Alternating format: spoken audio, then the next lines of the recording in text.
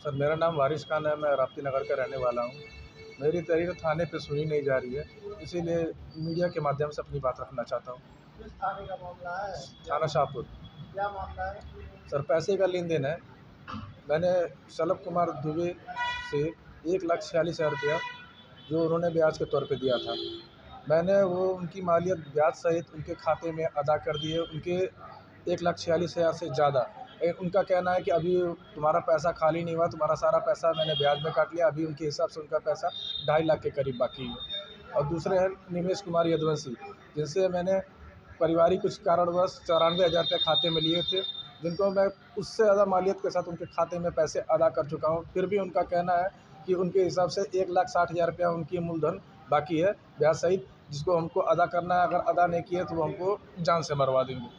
इस वेश में आके उन्होंने घर पे आके मेरी माँ को बोला कि अगर आपने पैसे नहीं दिए तो आपके लड़के को जान से मरवा देंगे, या फिर हमको हमारा पैसा दीजिए। मेरे पास पैसे नहीं थे, तो मेरी माँ से बात करके जबरन उनके खाते में 1,90,000 डाल के, क्योंकि उनको पता था कि मेरी माँ के नाम पे प्रॉपर्टी है, मेरी माँ के खाते में 1,90,000 रुपये डाल के और 90,000 रुपये उसी खाते से तुरंत कैश निकलवा के उस पैसे का एग्रीमेंट करा लिए।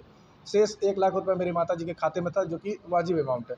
मैं उनसे ये कहा कि सर जो वाजिब अमाउंट है मैं आपको कमा के भरना चाहता हूँ, लेकिन उनका कह रहा है कुछ नहीं, आप सारा पैसा ब्याज के साथ अदा करिए, क्योंकि उन्होंने एग्रीमेंट पेपर पे सारा अपना लेन देन दिखा दिया, मेरे लेन देन को उन्होंने दर्शाया नहीं।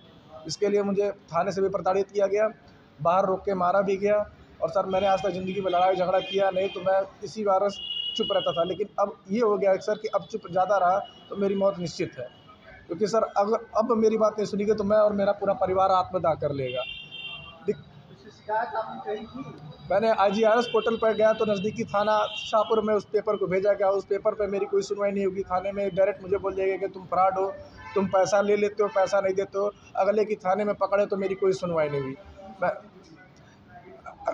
अगले की पूरी सुनवाई होती है, मेरी एक सुनवाई नहीं होती। बस जितने बार जाता हूँ मुझे आपने मुलाकात किया?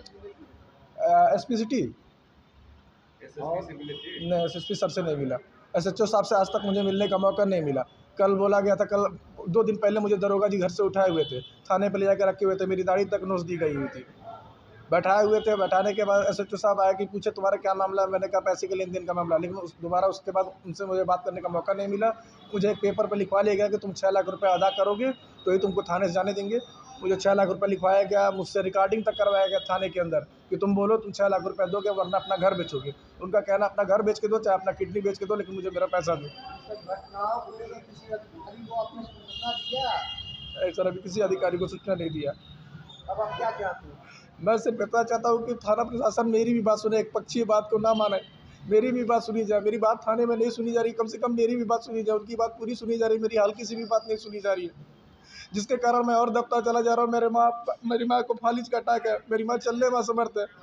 उनको आके कहते हैं दारोगा जी कि मारेंगे तो तुम चलने लगोगे। इससे प्रताड़ित हो चुके हैं सर, पैसे दे भी चुके हैं और वाजिब पैसा जो है मैं देने को तैयार हूँ, लेकिन मेरी सुनवाई हो तो